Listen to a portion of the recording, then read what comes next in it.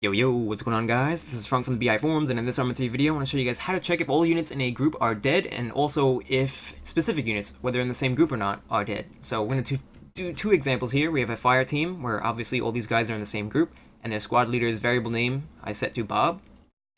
And we have three individual guys here who are not in any group. They're just in their own little group, I guess. Each individual guy, and their variable names are Joe, Jon, and Jeb. We'll basically go over two examples in this video. So let's go back to our mission folder and go into the init.sqf. There's different ways you can execute this code, which I'll go over that second way you could go over it. Right now we'll be doing the init.sqf because it's just simpler for me to demonstrate this shit, but honestly the best way to execute this code will probably be through a condition of a trigger or through a separate script file. But we're not going to do that because I don't feel like it. Well, we'll do the trigger shit in a second, but I just want to go over this first, so that you know what's going on here. So first example is we're going to use wait untils for both examples. So basically we're going to wait until the condition is met, and then it'll execute the code. So this is checking for the condition. This is the code that gets executed afterwards. So it's going to wait until, it's going to sleep. The sleep is just to optimize the performance of the wait until. And then this is the actual condition that we're checking for. So we're going to check if all the units in Bob's group are dead, basically. Once all the units in Bob's group are dead, it'll give us a hint saying Bob's group is completely wiped out.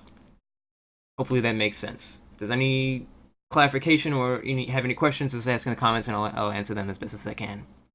Second example is we're going to define a list of units. So, like I said before, we have three dudes here, and they have variable names that I gave them. So we have Joe, Jon, and Jeb.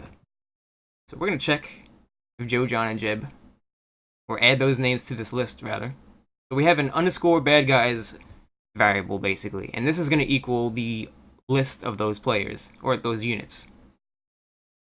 And then we're going to wait until, basically, all the people in that list are dead. And now we get a hint saying Joe, Jon, and Jeb are dead. Hopefully that makes sense. Now I'm going to show you the example of using this in a trigger. I know a lot of you guys don't like using script shit, so the simplest way to do this is probably through a fucking trigger. So we'll put down a trigger right here, condition. As you can see, I replaced the condition with this code right here. So this is going to check if all the units in Bob's group are dead, and then activation would be like hint, everyone in Bob's group is dead. I'll get rid of this shit right here. And we'll play. Oh, I should have saved the mission first, but Bob's group I'm killing. And that did not work. Oh no, because this guy's still alive. There we go. Everyone in Bob's group is dead. There you go. Anyway, that's the best I can explain it for now. If you have any questions at all, just like I said, ask in the comment section and I'll answer them as best as I can. Anyway, Frank out.